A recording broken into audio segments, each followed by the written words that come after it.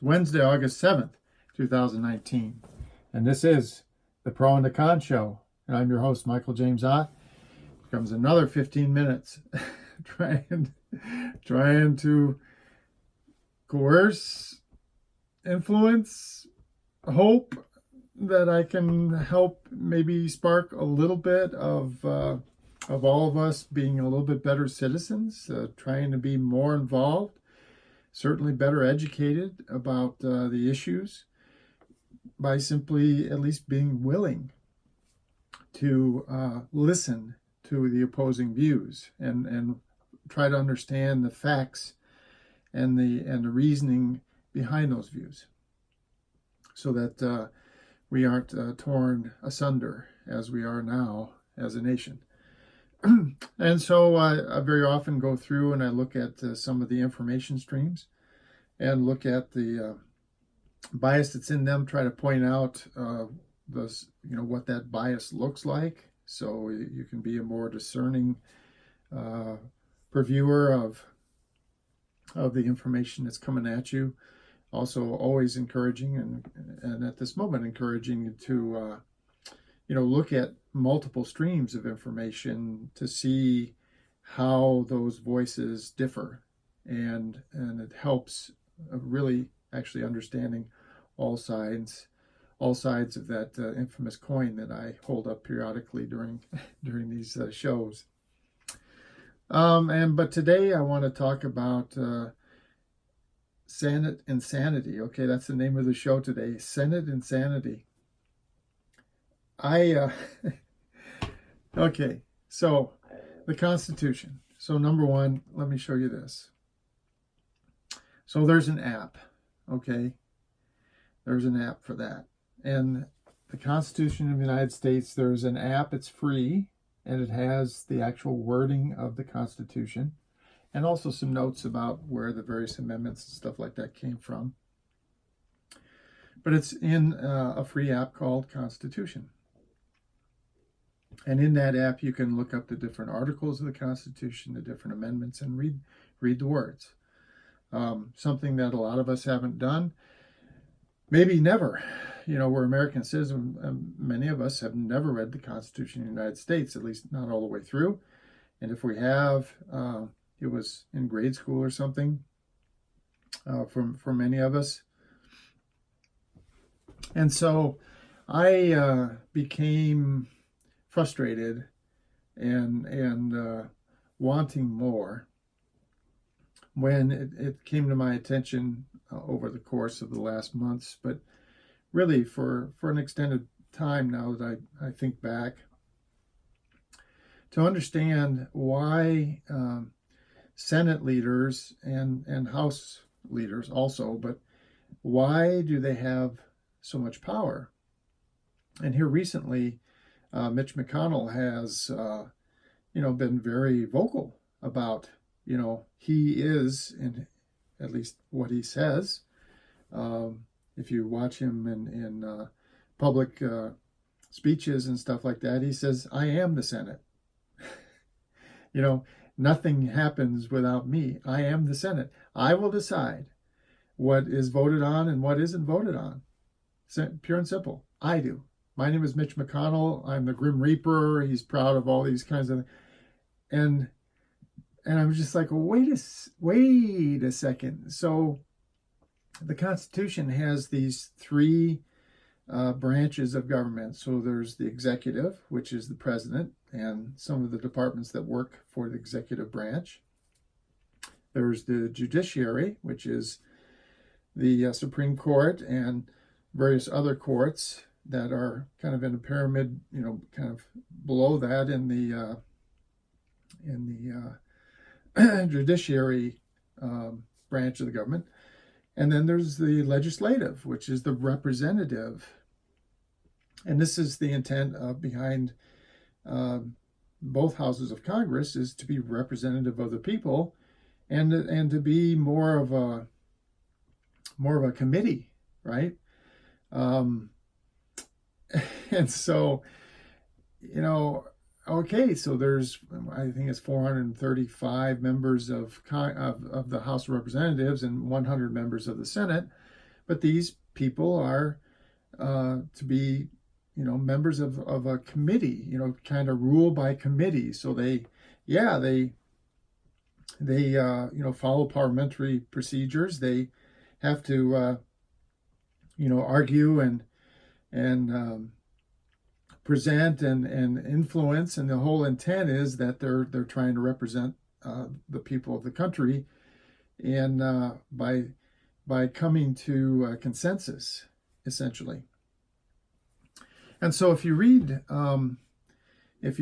the Article 1 of the Constitution, and again, read it. I'm not going to bore you by reading it, myself. It's some of these things there's nothing worse than having somebody kind of drone on, but read it.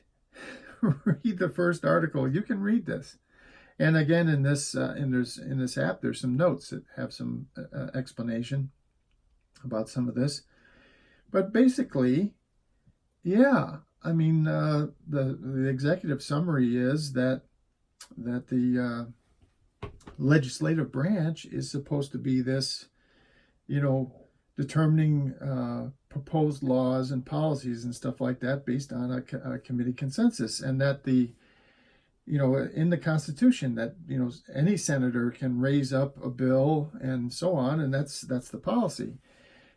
So how is it that Mr. McConnell can stand before television cameras and express this view that the Senate reports to him, that he is the leader and the sole decider in a body of 100 senators who, in theory, and certainly according to the Constitution, are all equals? How does this happen? Well, it happens because of us. It happens because of his fellow senators, but ultimately it happens because of us. So I found another article. It's in a website, so I'm just going to go ahead and put this on the screen here. And again, you can freeze it, get a screenshot or something, and look for this article yourself. But it's at legbranch.org, and the article says, "What makes Senate leaders so powerful?" And it was written back in August of last year by a fellow named James Wallner. So, and I will read just a few paragraphs of this. "The floor leaders of the Democratic and Republican parties dominate today's Senate. They play a central role both in crafting major bills and in shepherding them through the legislative process from beginning to end. And they cultivate carefully the expectation that they are responsible for setting the Senate's agenda and for regulating the ability of their colleagues to participate in the decision-making process by offering amendments." Okay, so that's a great article here. So please lend me your ear. Okay, for example, consider recent claims by Majority Leader Mitch McConnell, he's a Republican from Kentucky, that he alone decides what bills will be considered on the Senate floor. When asked if the Senate would consider legislation to protect Special Counsel Robert Mueller, McConnell responded, "I'm the one who decides what we take to the floor. That's my responsibility as the Majority Leader, and we will not be having this on the floor of the Senate." Or take Harry Reid's, who's a Democrat from Nevada. He was the previous Majority Leader some years ago. His regular habit of deciding what, if any, amendments were permitted to be offered to bills when he was Majority Leader. Now, I'm not going to get into this whole amendment thing, which is another, burr under my saddle. But anyway, so Mr. Reid, from years past when he was Majority Leader, and Mr. McConnell, who is now the Majority Leader for the Republican Party, have seen fit to basically declare themselves the singular senator that matters. So let's read some more. "Yet notwithstanding the mounting frustration among rank and file members," that's the other 98 or 99 Senate members, During the tenures of both these leaders, neither Reid nor McConnell saw a significant challenge to the leadership. So there's nothing in the Constitution, there's nothing in the Senate rules about these guys having this power, yet the other senators just let them do whatever. And guess what? We as voters let all this, let the insanity continue. It's us. Get on the damn phone with your senators. I mean, come on. All right. All right. So the takeaway from this is that party leaders wield more power today than at any other point in the Senate's history.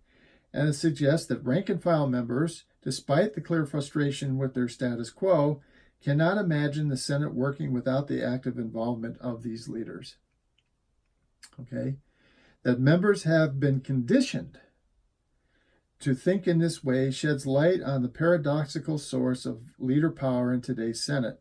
Put simply, party leaders are powerful because rank and file senators defer to them to manage the institution however they see fit. This deference is not mandated by the Senate's official rules, nor by the Constitution. That's my injection. Rather, it is simply grounded in past practice. The implication is that frustrated members can easily change how the Senate operates at any point. True enough. Just like we can change government at any point, but we've got to get involved. Come on. You can do this. All that's needed is a willingness. There's that word will. I've mentioned that word many, many times over past shows. All that's needed is a willingness on their part to recast their relationship with the Senate's leaders. All right, so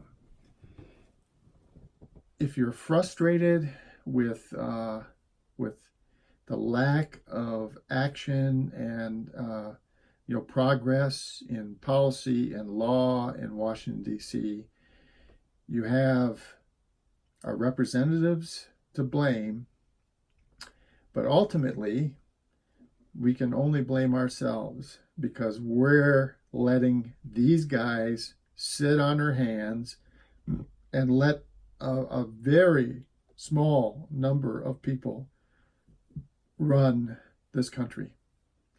It's us. There's nearly 340 million U.S. citizens, and we are allowing handfuls in these political parties, again, not mentioned in the Constitution, hated by the first president, George Washington, despised by him. There are some hundreds of people on both sides, the puppeteers, wealthy, powerful, influential people, and they are screwing us. And we're sitting back and saying, I like it. It's cool. It's good. Well, no, we're not. We're being a little disgruntled. We're complaining to the guy at the bar or over a cup of coffee, over breakfast or whatever, but we're not fixing it. And if you really, I'm ready, okay? I'm doing this show every damn day because I'm ready. But you gotta, there's 340 million of us. Get out there and start working on this.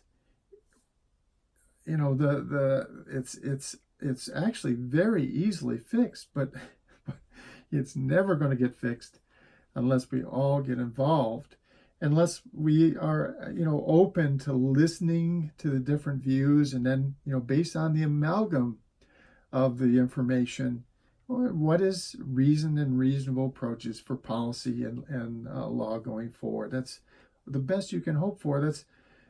That's an infinite win. If we just had that, life would be so grand. We would get so much done. Things would be so much better. Well, that's enough for today. The Pro and Con Show. I'm, again, Michael James Ott, 15 to 20 minutes every day. I look forward to talking to you again. And until then, bye for now.